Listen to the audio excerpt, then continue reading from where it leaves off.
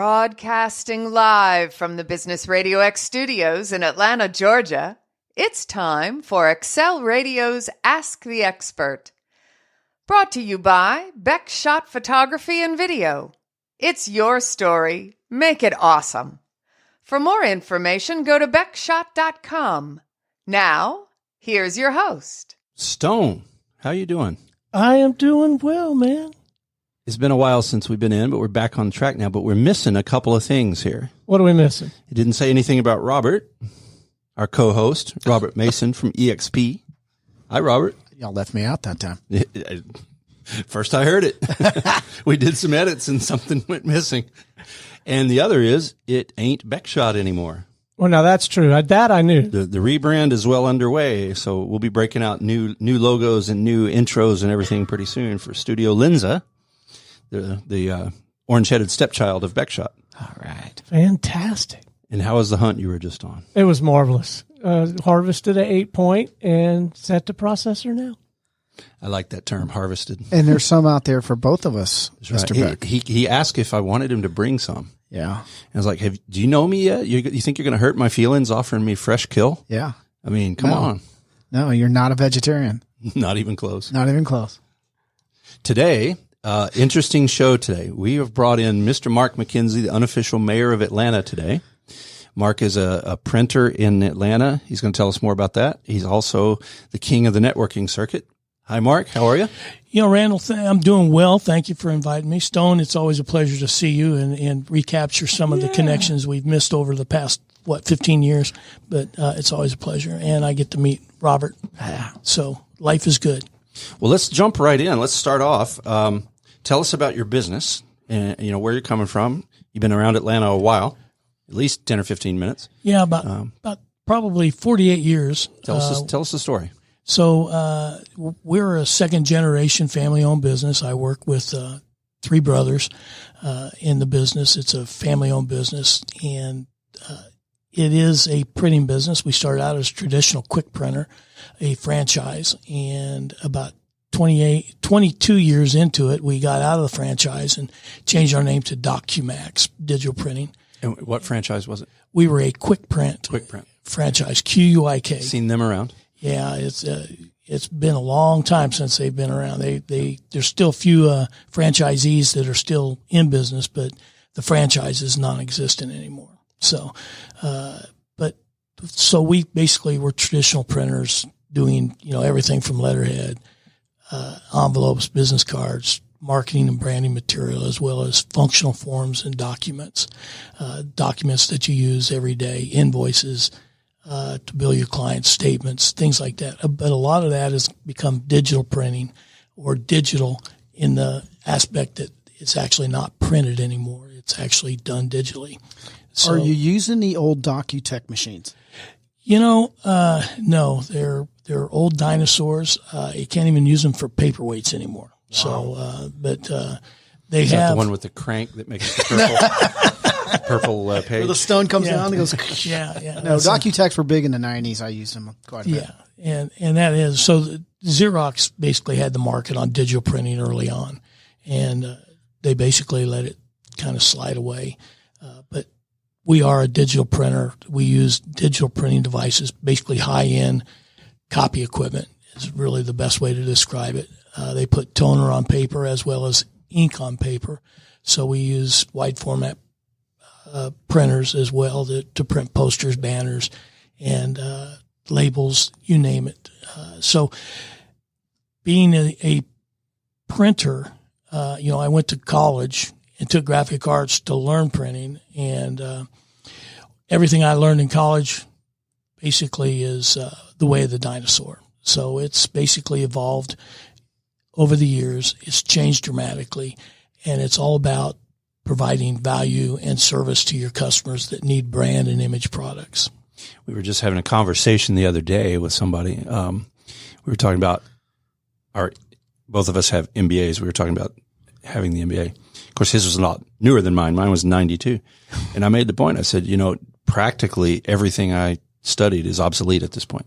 I mean, we were doing big financial analysis with those IBM mainframes with punch cards. Right. in the 90s, right? And not that there weren't other kind of computers, but that was still the large company standard. Well, we all know that's gone by the wayside too. And so, I mean, it was good to get a bunch of marketable skills and be able to educate yourself now, which I do a lot, but probably should actually go back and do some refresher courses, just to get up on the new techniques and the new terminology. It's just gone. But don't you think that goes for just about every I imagine sector? so. I imagine there's a shelf The life to economy. an education. Yeah. No matter what you do. I mean, I was a real estate unless major. You're doing I'm still using that, but really does it matter? Well, I mean, unless you studied, left-handed basket weaving, there's probably a shelf life to everything, English, Yeah. stuff like that. Right. Yeah. Well, and I think that entrepreneurship is one thing that's lacking in education, and it's basically teaching people how to be entrepreneurs, how to sell their product and their services. That really is probably more important than learning how to do your financials are very important, but learning how to add and subtract is basically how to communicate with others and the best way to communicate with others. And the way to communicate with others is deliver where they want to be.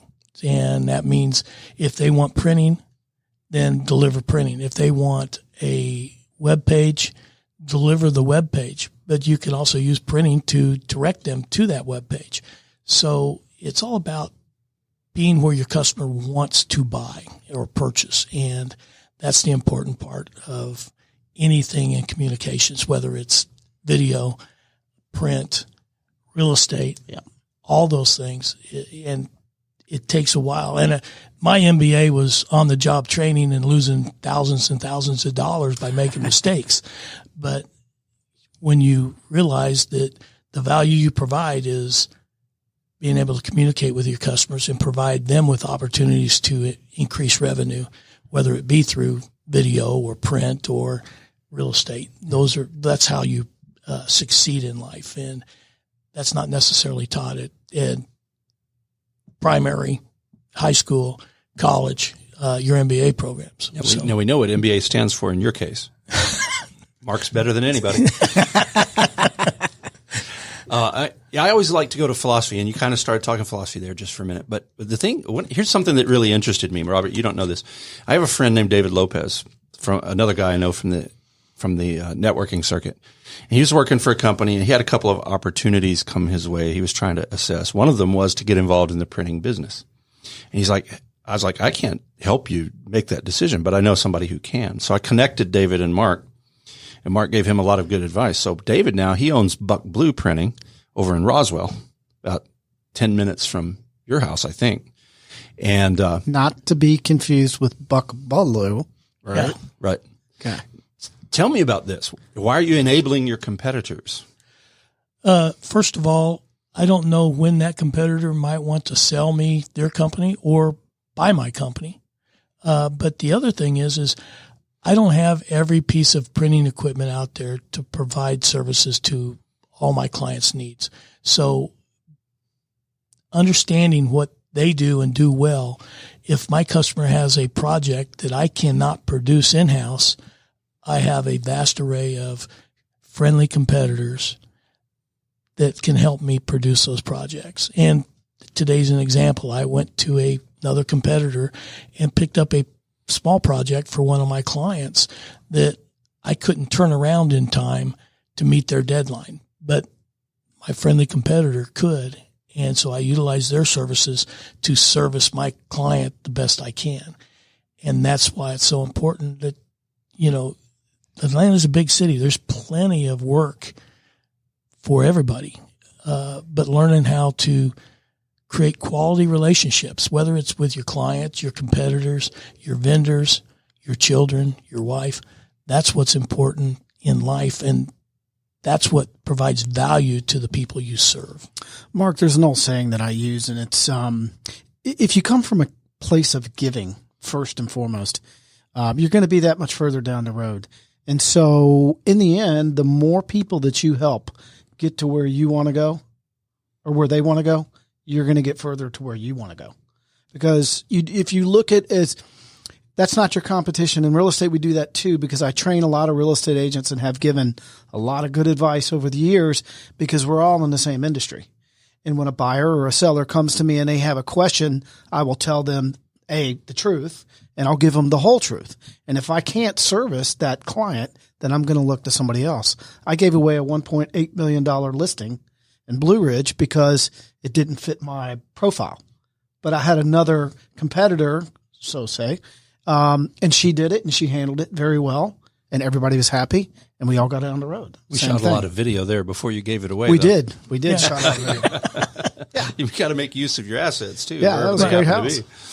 Well, and that is, I mean, I'm a firm believer in giver's gain. That's Ivan Meisner's Ivan Meisner found BNI. And, I think that, it's true.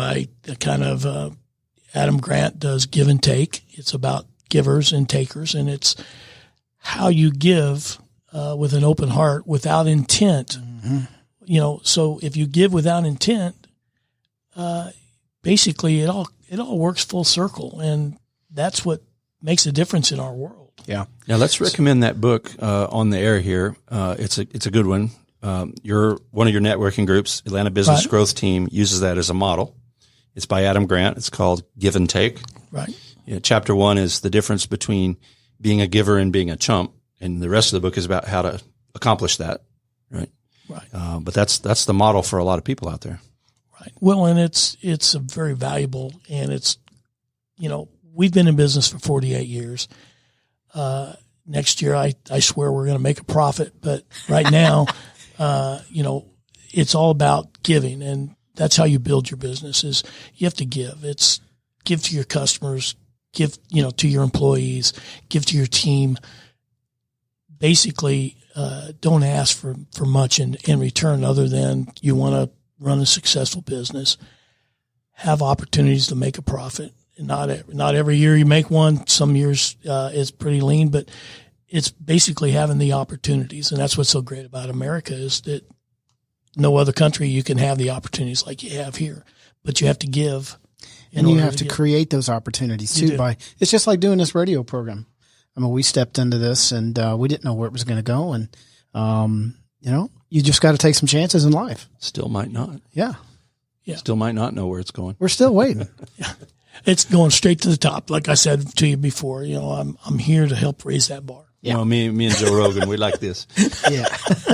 Well, I know that David, from other conversations, I know he got a tremendous amount of value and, from the conversations he's had with you. Right. And that he really appreciates what you helped him do. And he's going like hair on fire over there. He is. He's doing a great job. He gave me a little grand tour, and they've got like a 12-foot by 12-foot inkjet printer or something like that. It's crazy. Oh, it's a beautiful piece of equipment, and there's not a lot of those pieces of equipment, that particular piece of equipment, in the United States. Mm-hmm. And it can do things that are amazing. And by having a relationship with David and his company, I now have the opportunity to sell that product or service to my clients because David can produce it for me. And that's the value of helping others. And, that's not why I helped David, but David is a great individual and, but he is a friendly competitor and he has equipment that I don't have and I have equipment that he doesn't have. And it's this approach that you're talking about, it's been a theme for you. I mean, you're kind of all over the town. You're in a million networking groups and you're in Trustegrity, the peer groups and a few things like that. So tell me a little bit about why you do that. Well, first of all, it's better than having to pick up the phone and smile and dial, is because it's about creating relationships before I have an ask. And before I kind of relate it to the Godfather. People come in and say, Godfather, I have a request. Can you help me? And he helps them. And then they say, well, what can I do for you? Well, right now, nothing. There might come a day where I have something. There's going to come a time when I ask a favor of you. I'm going to make you an offer that's got my feels. That's right. And that's part of it is that you give without the intent. And if you ever end up having the intent of where you need help, you have friends there to help you.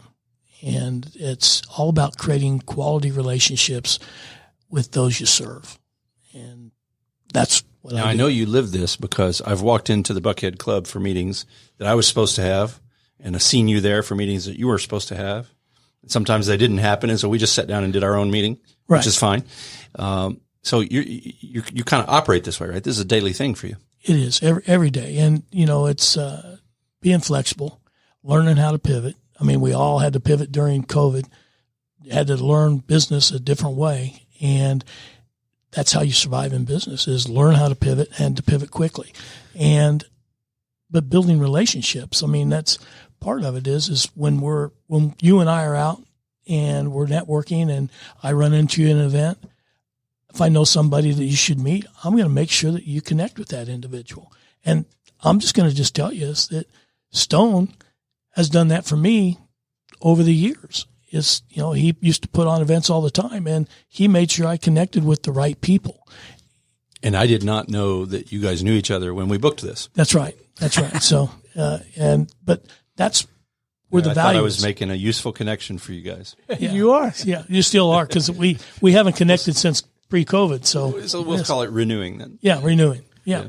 But it's all about being there, being present, understanding the needs of others, and be willing to help others with their needs. And that's why I do Golf for the Kids, which is the charity golf tournament that we're in our 17th year with. Tell us a little about that. So, we have a mutual friend, Angie Rakup, and she basically started this, on a whim, 17 years ago. And her second year of having the tournament, I'd met her at a horse farm up near Dalton, and we were in another group, and we got to know each other. And I just mentioned that this barn smells like Kansas. It was where I grew up. And she said, well, what part of Kansas? And I said, you'd never heard of it. It's a little town called Neosho, Kansas. And she says, well, my great aunt is Neosho. And it's amazing that we linked together. Well, she had this tournament. It was her second year. I said, well, let me do your signage. Let me sponsor it. I'll play golf. I'll play in your tournament. I'm a terrible golfer, but I'll play in the tournament. And then after that tournament, she raised, I don't know, about $7,000 or $8,000 that year. And I just said, what are your plans on growing this? And she says, well, I'd like to, but I need an advisory board. And I said, well, maybe we can find some people to help you. And she says, good, you're on the advisory board. And, so 17 years later, we basically raised money for Children's Healthcare Atlanta, the Aflac Cancer Center. And first $15,000 goes towards their Canine for Kids program. And we have a service dog walking the halls at Choa. His name is Olaf, the first dog we purchased or helped to purchase. I don't think we purchased all of him, but we helped to purchase him. And it's all about giving back to the community that gives to us. So, I'm blessed. I'm blessed with a quality life, a quality wife, quality children, and a community that really cares about what's happening around it. So if I can give back a little bit, that's part of my core existence and my passion. Now, Robert's a real estate guy. I know he wants to hear about your real estate deal. Yeah. You got an interesting real estate deal going. Well, it's basically, it's under contract, and it is with a nice company. Hopefully it'll close. It's about a year out. It's basically next July. It is when the closing is, but it's, we purchased a piece of property in West Midtown 20 some years ago. And so we could service all of our clients. We had 3 locations.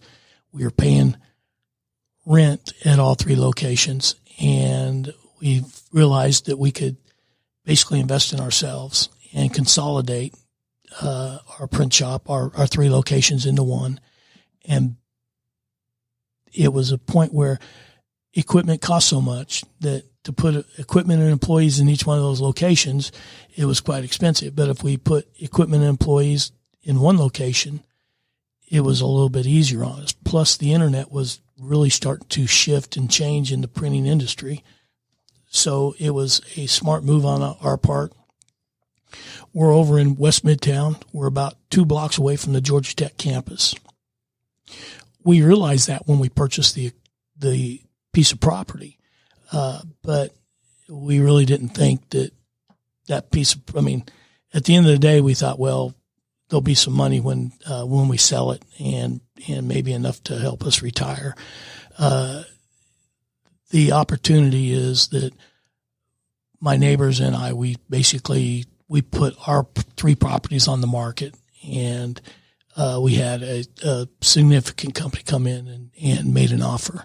And right now we're under contract. All the due diligence, the zoning, all those things have to be taken care of. But we bought it. When we bought the property, it was a 12,000 square foot building, and we have a tenant in half that building. So that tenant helps us pay the bills and produce income.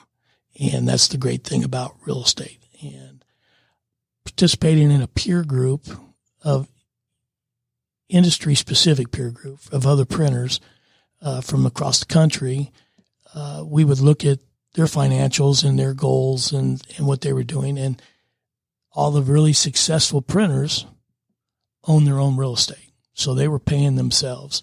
And over the years, I've seen many of them retire. Well, their real estate was usually worth more than their printing company.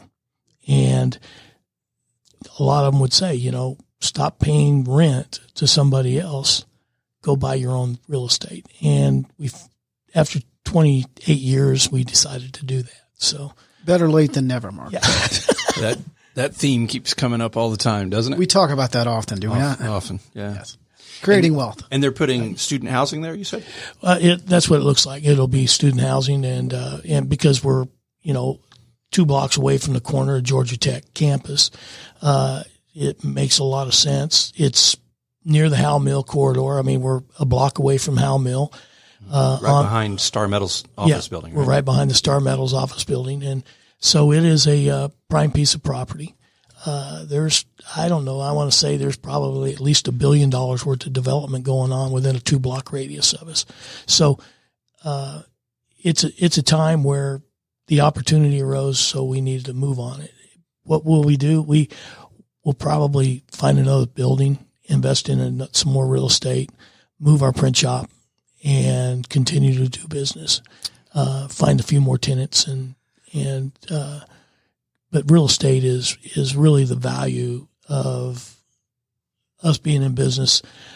The real estate was a side gig, so to speak, but we created it as a separate company, a separate LLC, and it is basically it's been a long haul. I'm not going to lie. It was a struggle early on to have that piece of property. And then we had 2007, 8, and 9 come along. And, yep.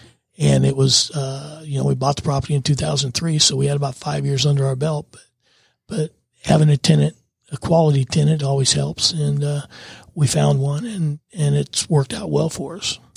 If you look at some of the financials, and some of the guys in commercial real estate, bankers and whatnot, are talking about a lot of opportunity in the commercial real estate world next year in particular. I think there's going to, and Randy and I talk about it. Randy was looking for a property, to maybe put his business in as well. And in 2024, all of the major commercial real estate companies are talking about, well, office and shopping center space are in trouble. Right. For obvious reasons. There's going to be some fantastic deals to be had on the commercial side of our business next year.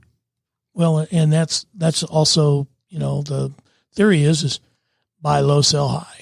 Sure. And, 2008, there were a lot of opportunities, and, a lot of the national REITs came in and purchased single family housing from the banks that were unloading it for pennies on the dollar.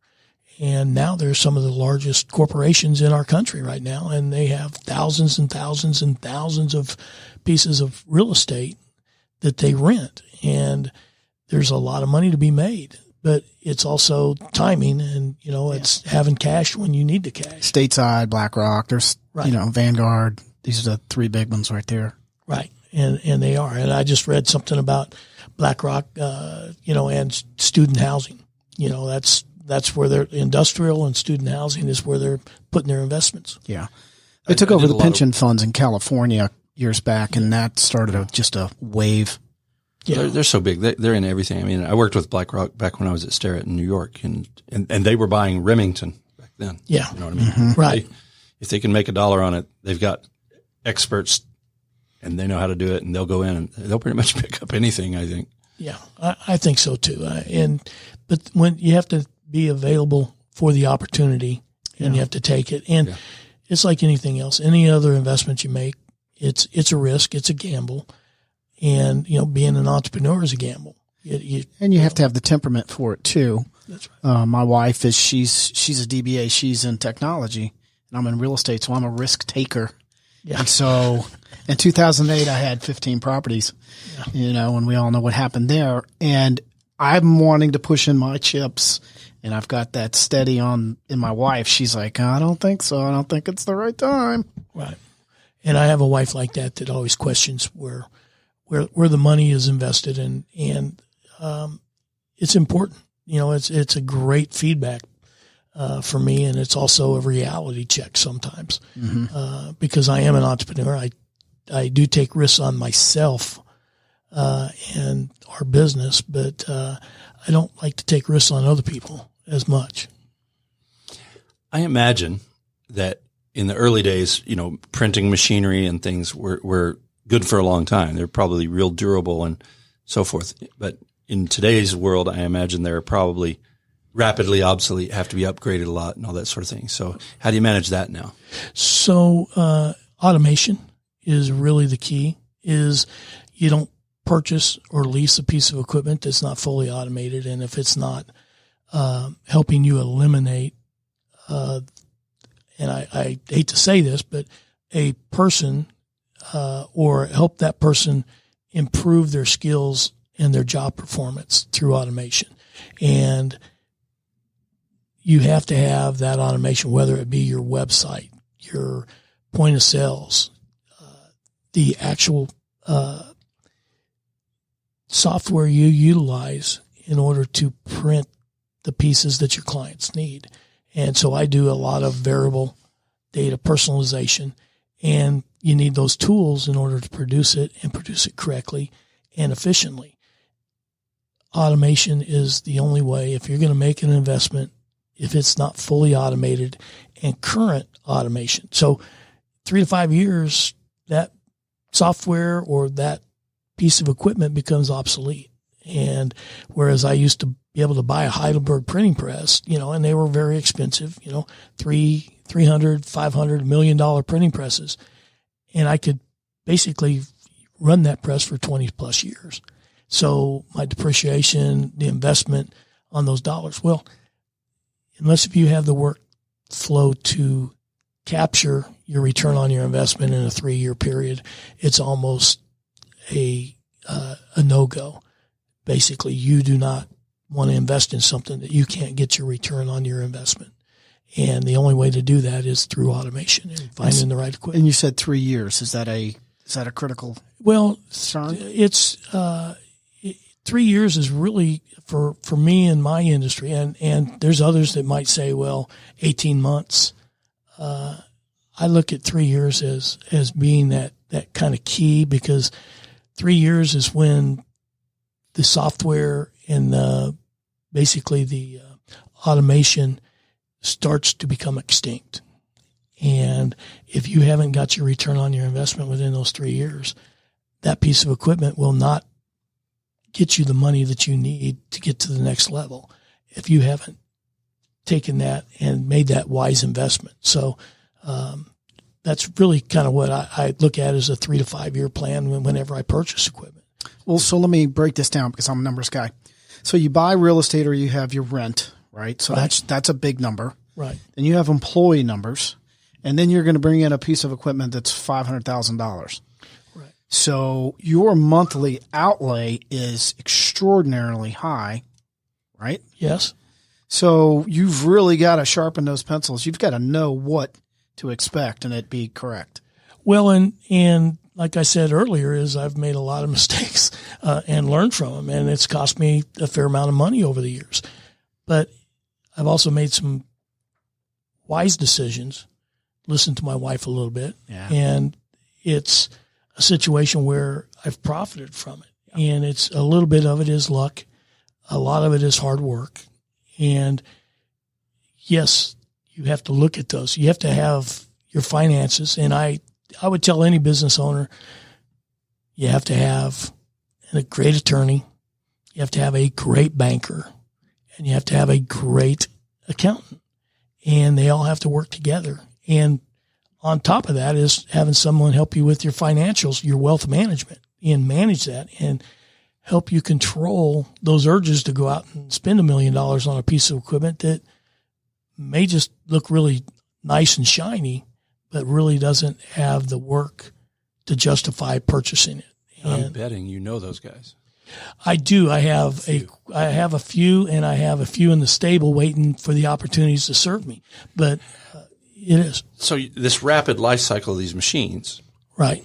Is that why people are leasing these machines more than buying them now? It is primarily. It's almost the number one reason is because they can, at the end of their lease, they can either have the option to purchase that piece of equipment if it's still productive, or they can upgrade to the next newest improved automated piece of equipment to move forward. And most leases are 3 to 5 years. What happens to the old ones then? They're recycled. Basically, the computer boards are basically deleted and scrapped. And a long time in my industry, when we've talking about the Xerox Docqtech, is they were around for a long time. And I had a friend in that business, and he would buy 20 of them, and then he would Frankenstein them and sell 3 of them.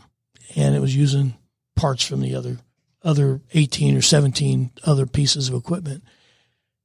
And they would still be viable pieces of equipment to run. It's just that they weren't as automated. They weren't as current, and it's hard to compete. Basically, in printing, it's very hard to compete if all you're still doing is taking your chisel and stone and hammering out your printing tablets. Gutenberg's no longer around. Yeah, Gutenberg's gone. But his product is. Yeah, it is true. When I was in grad school, my degree program was a joint program with the business school and the School of Architecture. So I would have to go over to the School of Architecture for a bunch of the classes. And in their lobby, they have a display case that back in the 70s when they built it, the case cost $2.5 million, climate control thing. And they have one of the remaining intact Gutenberg Bibles in there on display. Wow. Yeah. Pretty amazing thing to look at. Well, and it's amazing. It's what gave me a career. So, several hundred years ago it was developed, and I still have a career in it. All right. Here's an interesting question. I think Jordan Peterson was the one. He claimed that YouTube in particular, but that method of using the internet to deliver information, but YouTube in particular was his case, is as important a development as the Gutenberg Bible was. And his thesis was because for the first time in history, you could do 2 things at once. Like listen to something or watch it while you're doing something else, and multiply your learning time and your skill developing time. What do you think? It's a valuable tool. No doubt about it. It's like using Google. It's like AI coming on board. I think AI is going to shift our world and the way we do business dramatically, and it already has proven itself. But having these tools are very important, but knowing how to utilize those tools is where it's more important. So having a professional like you producing a quality video as opposed to something I'm just holding my phone and trying to video, that's not quality. So people aren't going to listen to it. People aren't going to view it because I'm moving it around. My audio's not any good. It's not produced at quality. Now, some people, that's okay for some, but the masses, it really isn't. There's a market for everything, right? There's a market for casual video, just like there's a market for cheap hamburgers. Right. But good point. Professionalism shows that you care enough to get it right. And what happens if you start using and this is something I talk to people about all the time. If you start using that cell phone, what happens is you very quickly reach the limits of what it can do and what you know how to do. Right? Correct. And so it's like if I tried to go out and do some printing, commercial printing with my little inkjet printer in my office, I could get away with a little bit for a while, but I'm very quickly going to hit limits, right? Right. Same deal. Well, and it's what I tell my wife. I tell her this all the time. You know, the toilet needs to be fixed. And she says, well, can you fix it? And I said, yeah, I probably could. I'll go to Home Depot. I'll probably go in and buy something and then have to go back to Home Depot and buy a tool to utilize it. Let the plumbers plumb, let the attorneys litigate, and let the printers print. Mm-hmm. You know, provide the value and the services that you do and you know well, and make it happen that way. It's hard to get that through to so many people, though. You know, people wrestle with that. But you're so right. That's so true. It is, and it's basically, if you need a professional product, let the professionals do the service. DIY is when you need to save money. You know? Right. Professionals are for when you need to make your impact. That's right. So you've got this networking thing going on. You're all over town all the time, and we talked a minute ago about it being valuable to David and valuable to people. How valuable has it been to you? Well, I've been in business for 48 years. Invaluable. Is that why? That's probably one of the major reasons. And I had this discussion this morning, is that my brothers don't want me to print. They don't want me to go into the print, even though I took graphic arts in college and I know how to run presses. I've taught people how to run presses, how to do design. And my brothers want me to go out and create opportunities. And when I'm in the print shop, they say, stay away from the equipment, pick up the phone and make those phone calls. You know, do what you do and do well, and it'll serve all of us. And that's what you have to look at, is you have to, where is that networking allowed me to grow? I'm able to raise a family. I have 2 adult children that have children. I have, you know, well, I no longer have a dog, but he was a great dog. You know, it's what I'm passionate about. I'm passionate about networking. I'm passionate about serving others. I really am passionate about connecting others to opportunities, and whether that be revenue or just friendships. And that, I think, is what gets me up every morning. I've seen it to be true. The unofficial mayor of Atlanta, everybody, Mark McKenzie. Thank you for coming in. Thank you. Thank you both for having me. Yes, sir. And Stone, it's always a pleasure seeing you. My pleasure.